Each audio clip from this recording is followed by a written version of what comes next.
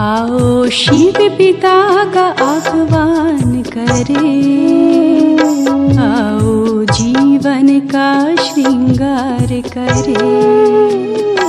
आओ शिव पिता का आह्वान करे, आओ जीवन का श्रृंगार करे।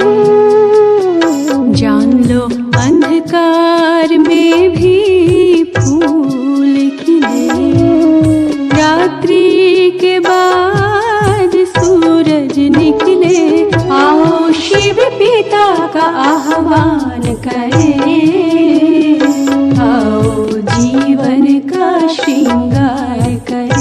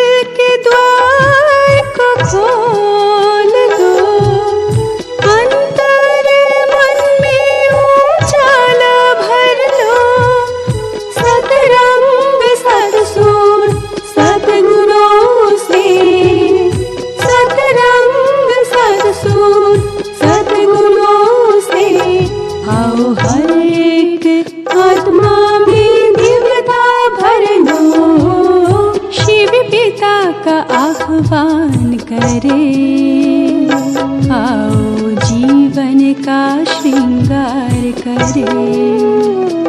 आओ शिव पिता का आह्वान करे, आओ जीवन का श्रृंगार करे।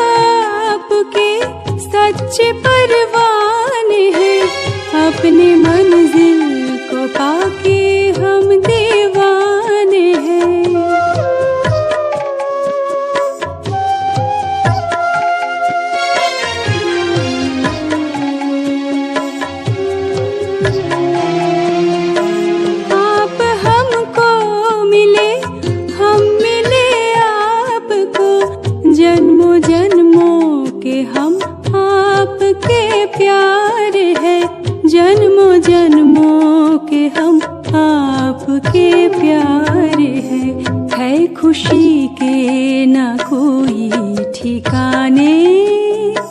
प्यार पाके हुए हम मस्ताने, प्यास जीवन में थी जो युगों की, बुझ गई आपको देखते ही।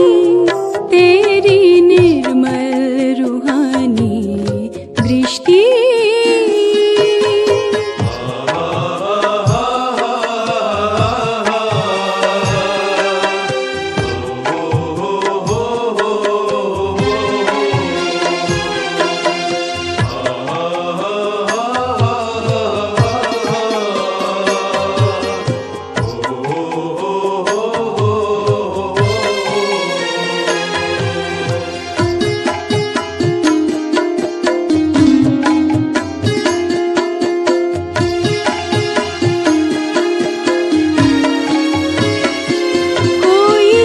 से बिछुड़ कर भटकता है क्यों, भक्ति की भावना में तड़पता है क्यों।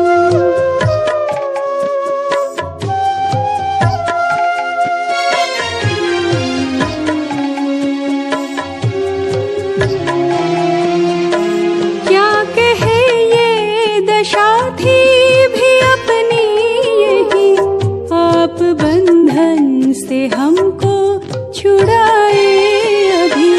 आप बंधन से हमको छुड़ाए अभी।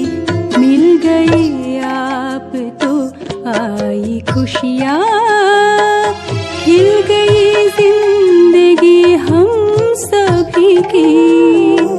आपके प्यार में पल रहे हैं, आपने हमको ये पालना दी। तेरी निर्मल रूहानी दृष्टि हमको शक्ति भरे बाबा ऐसी, कहने से पहले ही जानते हैं दिल की बातें अपने बच्चों की। दिल की बातें अपने बच्चों की, दिल की बातें अपने बच्चों की।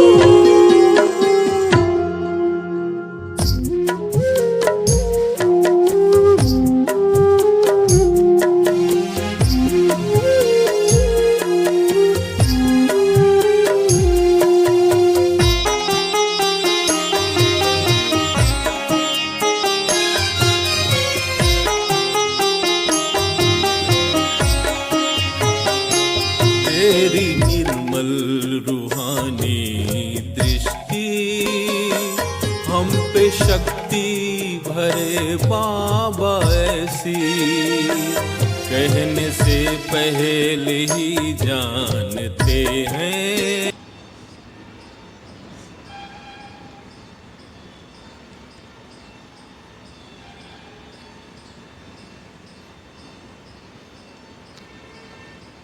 अच्छा,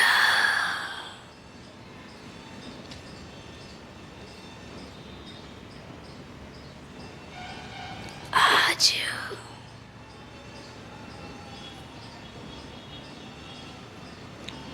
आप बच्चों के लिए कौन सा विशेष दिन है? विशेष दिन है कौन सा विशेष दिन है? अमृत दिवस बाबा, ब्रह्मा बाबा का यादगार, कर्मातीत बने उसका यादगार। तो दुखी होने का दिन है या खुशियों भरा दिन है? खुशियों भरा दिन है बाबा।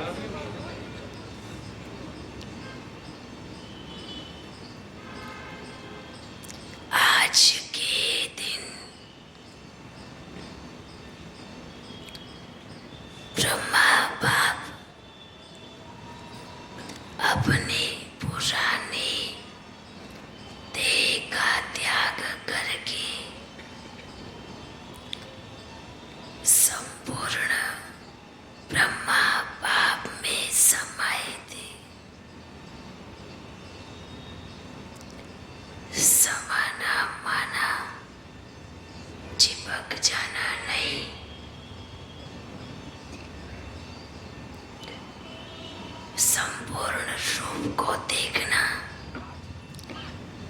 आमने सामने बैठना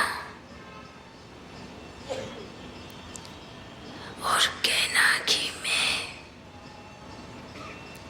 वतनवासी संपूर्ण बनना ब्रह्मा बाप बन के आपके सन्मुख आ गया हूँ। संपूर्णता माना क्या?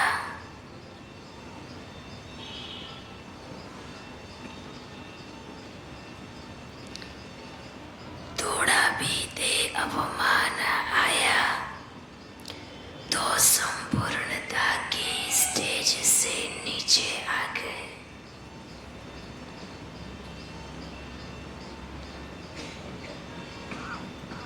आज का जो दिन है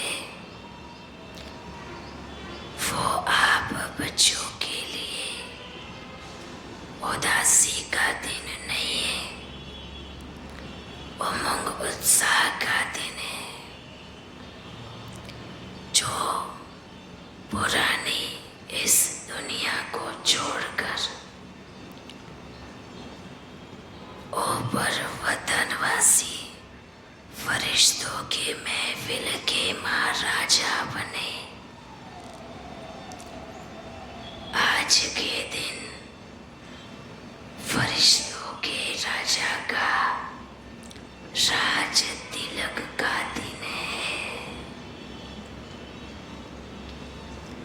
आज का दिन वतनवासी उस लोक का राज्य अभिषेक करने का दिन है। आज के दिन ब्रह्मा बाप का राज तिलक हुआ। कितना समय हुआ है? कितना समय हुआ? कितना समय हुआ? हाँ, तो उस दुनिया में राज्य करने का जो जितना समय था उतना गुजर चुका है ना। अभी कहाँ का महाराजा बनने का दिन आया है। साकार दुनिया, सतयुगी दुनिया,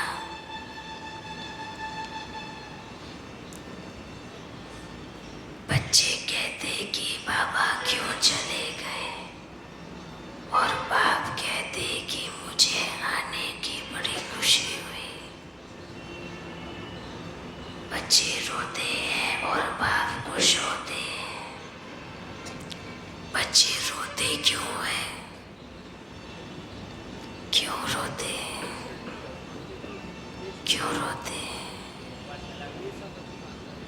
क्योंकि अपने को फरिश्ता नहीं समझते, क्योंकि अपने को संपूर्ण रूपधारी फरिश्ता नहीं मानते, क्योंकि अपने को आत्मा नहीं समझते, क्योंकि देह अभिमान में जकड़े हुए देह के गुलाम है। और जो गुलाम होते हैं ना वो कभी हंसते नहीं है। तो इस दुनिया में, इस रावण की दुनिया के देह अभिमान के जो गुलाम होते हैं वो कैसे हंसेंगे? वो कैसे खुशी मनाएंगे? तो क्या आप गुलाम हो? चेकिंग करो। उमंग उत्साह से नीचे उतरना माना गुलाम बन जाना। और बाप के बच्चे सदा स्वतंत्र होते हैं, गुलाम नहीं होते। आज बाप हर किसी बच्चे से पूछते हैं, आपसे, सेंटर से, मधुबन निवासियों से,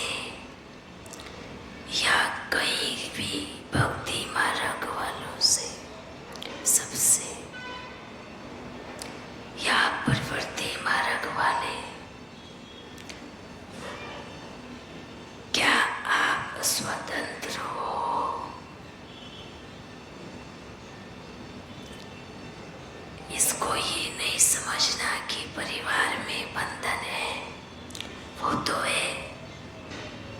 एक होता है धन से बंधना और एक होता है मन से बंधना।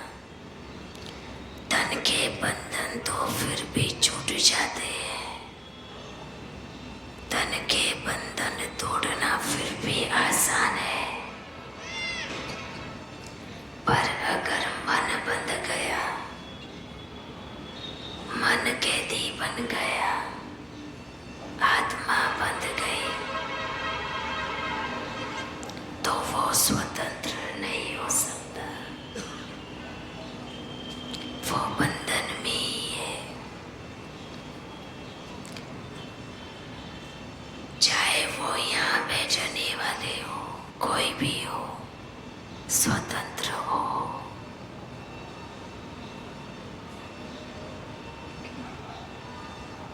स्वतंत्र हो। जो स्वतंत्र है ना, वो सदा उमंग उत्साह में रहेगा। क्यों? क्योंकि खुशी है। स्वतंत्रता माना क्या? बाप की याद में उड़ना, बाप की याद में फरिश्ते बन के रहना। जो बाप की याद में उड़ते हैं, फरिश्ते बनते हैं, वही स्वतंत्र हो सकते हैं। जिनको बाप से प्रेम है, तो अभी सभी बच्चे अपने आप को चेक करो, क्या मैं स्वतंत्र हूँ? कहीं माया घड़ी घड़ी तो नहीं पकड़ के बैठ जाती।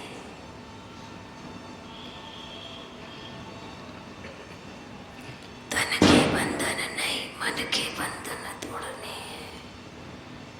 मन अगर उड़ेगा, आत्मा अगर फरिश्ता बन के उड़ेगी, उड़ने वालों को कोई भी बांध नहीं सकता। बंधन वाला ही दुखी होता है ना, चाहे वो कैसा भी बंधन क्यों ना हो। तो आज तो ब्रह्मा बाप का दिन है, फरिश्तों के महाराजा का दिन है। कमाल की बात है ना। साकार में बार बार कहते थे, ये ब्रह्मा जाएगा तो विश्व का जाके महाराजा बनेगा, महाराजा बनेगा। पर सच में बना? किसी को समझ में आया? आया? नहीं आया ना। बना। पहले तो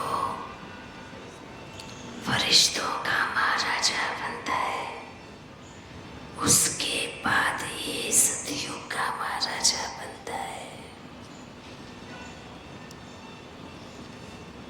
पूरी सृष्टि का मालिक बनता है। तो हर बार बच्चों को याद दिलाया कि ब्रह्मा बाप जाकर विश्व का महाराजा बनेंगे, महाराजा बनेंगे। तो बने ना, राज तिलक हुआ ना, फरिश्तों की दुनिया के राजा महाराजा बने। अब वो समय पूरा हो गया, इतना समय गुजर गया, अभी कहाँ के महाराजा बनेंगे? अच्छा, कभी कभी बच्चों को सपना लगता है, क्या ये जो बाबा कहते हैं श्री कृष्ण आएगा, या सिर्फ ये कहते हैं या आएगा? आप क्या कहते हैं?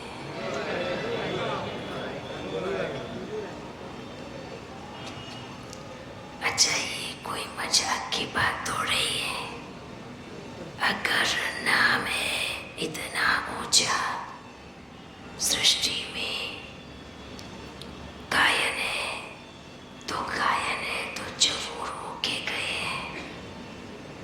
भी चीज का गायन बिना हुए तो नहीं होता ना, नहीं होता। आप होके जाएंगे तो पीछे से आपके बच्चे याद करेंगे हमारे पिता थे ना, पर उनके बच्चों को तो आप नहीं दिखाई दिए। नहीं, सोचो, अगर गायन है राम का, गायन है कृष्ण का, तो जरूर होके गए हैं। बिना हुए एक छोटा सा दिन का होता है ना, दिन का, उसका भी गायन वो भी होके गया है ना, तभी तो गायन है। तो अपने मन में ये भी संशय का बीज नहीं रखना कि बाबा कहते तो है पर पता नहीं क्या होगा।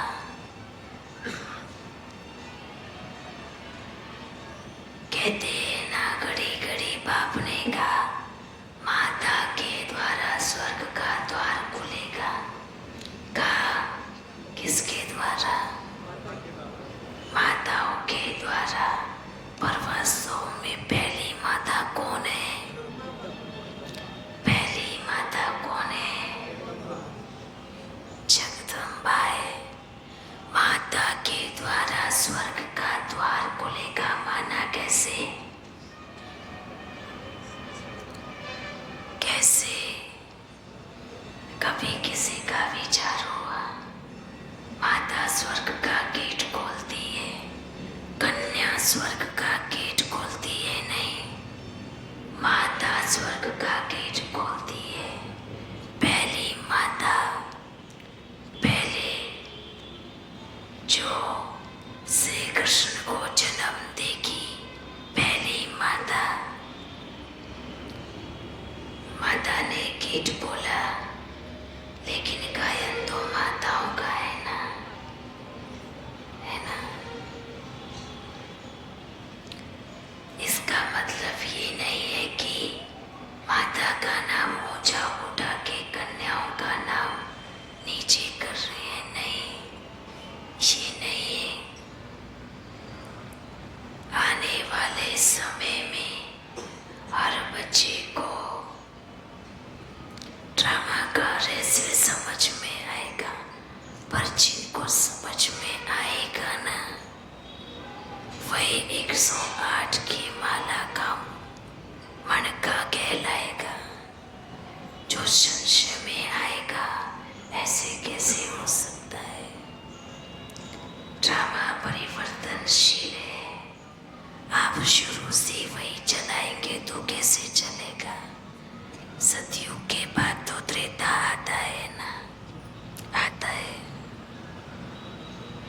आपको सोना ही रहे, सतयुग ही रहे तो कैसे चलेगा? फिर त्रेता के बाद द्वापर भी आता है। द्वापर में कुछ नए नियम कानून सब कुछ लागू होते हैं। फिर आपको कि कलयुग भी आएगा, तो कलयुग अपने हिसाब से अपने नियम कायदे कानून चलाएगा। अब संगम युग है, अभी बाप है, और बाप पर जिन बच्चों को निश्चय है ना, उनको संशय उठेगा नहीं। वो बच्चे क्या कहेंगे? क्या कहेंगे? बाबा, हम तो आदि मध्य अंत को नहीं जानते, पर आप आदि मध्य अंत को जानते हो। हम आपके साथ हैं, और जो साथ होगा वो साथ चलेगा। क्योंकि यज्ञ की स्थापना कितने बच्चों से हुई? मुश्किल से मुट्ठी भर देना, गिने चुने देना। कोई ऐसी भरमार तो नहीं थी कि यहाँ बड़ी भीड़ लगी है ना। शुरुआत कितने बच्चों से हुई? मुट्ठी भर बच्चों से शुरुआत हुई, अब अंत भी मुट्ठी भर बच्चों से ही होगा। जो आदि और अंत के बीच में आने वाले और जाने वाले हैं, समय अनुसार पुरुषार्थ अनुसार उनका भी पाठ होगा, आने जाने का पाठ होगा। पर बाबा ने कहा अगर शुरुआत मुट्ठी भर बच्चों से हुई है तो इस शुरुआत और इस अंत का समय भी मुट्ठी भर बच्चों से ही होगा। बच्चे कहते हैं बाबा हम बिल्कुल नहीं लेंगे, हम आपके साथ दृढ़ संकल्प करते हैं, हमारी मन बुद्धि बिल्कुल नहीं हिलने वाली, ऐसा संकल्प करते हैं। पर थोड़ा कुछ भी देखा तो थोड़ा कुछ भी देखा, शरीर के पहने हुए कपड़े का रंग देख के संकल्प बदल जाता है, तो निश्चय कहाँ से होगा?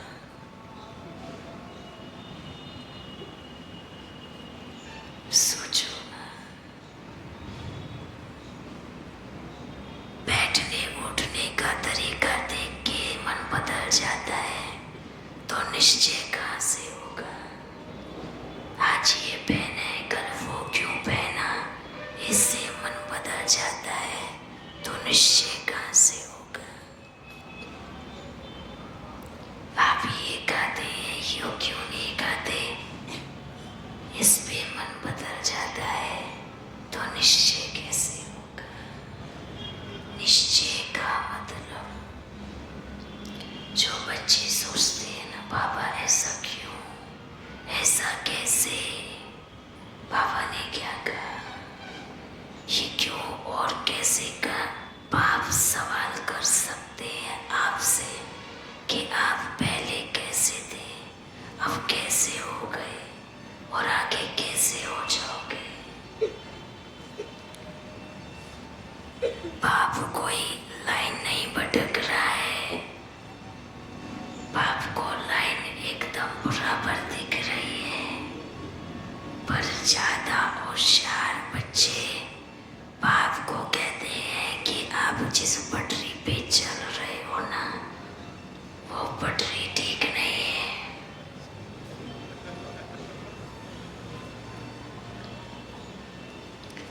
कहने का भाव अर्थ है कि कई बच्चे बाप को शिक्षा देते हैं, पर बाप फिर भी कहेगा हाँ कोई बात नहीं, आप दो ना हम सुनेंगे, पर आगे एक्सीडेंट हो गया तो आप संभालेंगे नहीं ना। बाबा कहना चाह रहे हैं बाप कहीं भी लेके जाए, ये बाप का वायदा है, किसी का अकल्याण हो नहीं सकता, ये बाप की गारंटी है, गारंटी है, गारंटी है।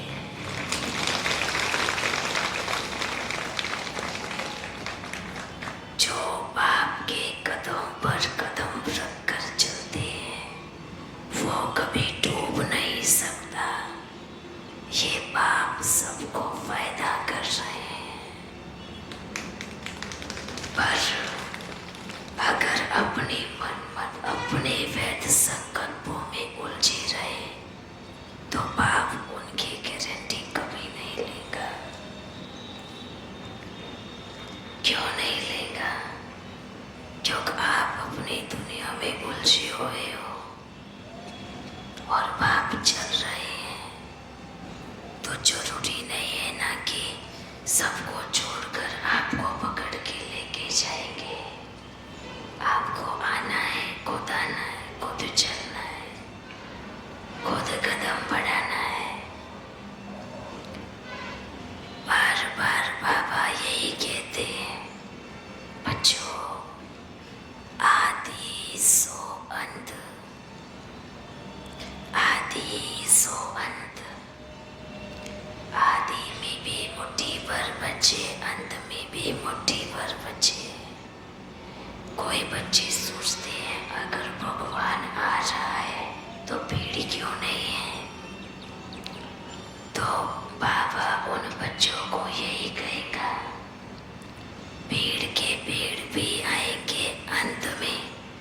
वो क्या करेंगे?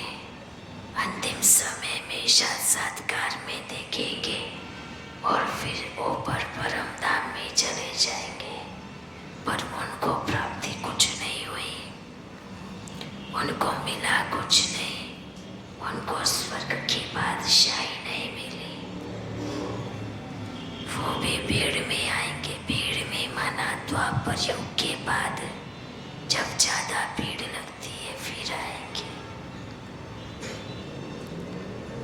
बगीचा बड़ा छोटा होता है ना, पर बहुत सुख देता है। जंगल तो बहुत बड़ा होता है, पर जब आग लगती है तो कोई बुझा नहीं सकता। तो आपको जंगल में चलना है या बगीचे में चलना है?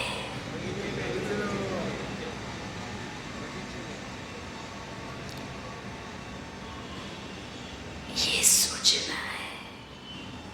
जंगल में चल जाएंगे तो कोई थोड़ी देखने वाला रहेगा, पर बगीचे में चलेंगे तो पूरा संसार आपकी पूजा करेगा। आज देखो जगह जगह छोटे छोटे मंदिर हैं, हर किसी के किसके हैं। जो बाप के साथ बाप की उंगली पकड़कर बगीचे में चले, उनका गायन सारा संसार करता है। और जो जंगल में भटक गए उनको वो तो 16,108 की माला का भी मणका नहीं कहलाएंगे, उनका भी गायन नहीं होगा, उस माला में भी गायन नहीं होगा।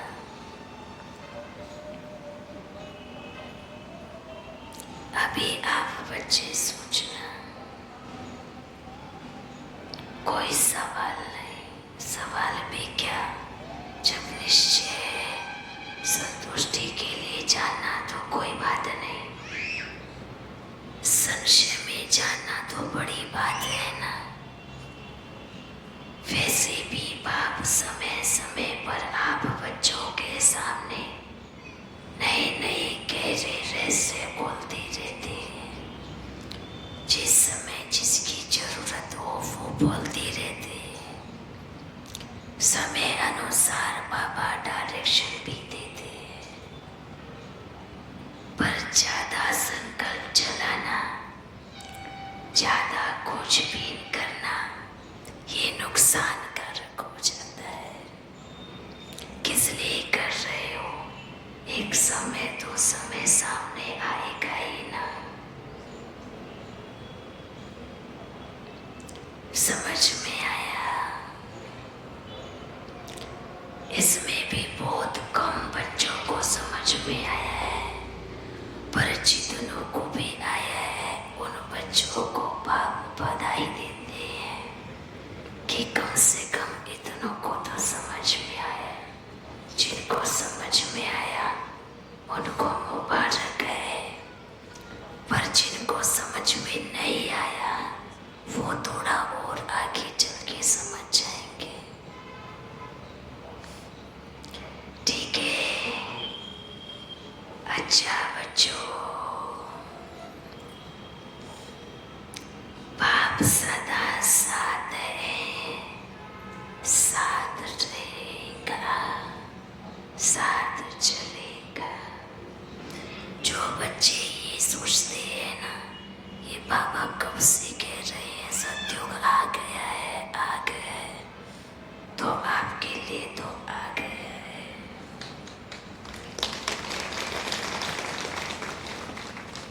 आप हो, कोई भी चीज वन से शुरू तुरंत नहीं होती। जैसे आज से 90 वर्ष या 100 वर्ष पूर्व क्या इतनी इन्वेंशन थी?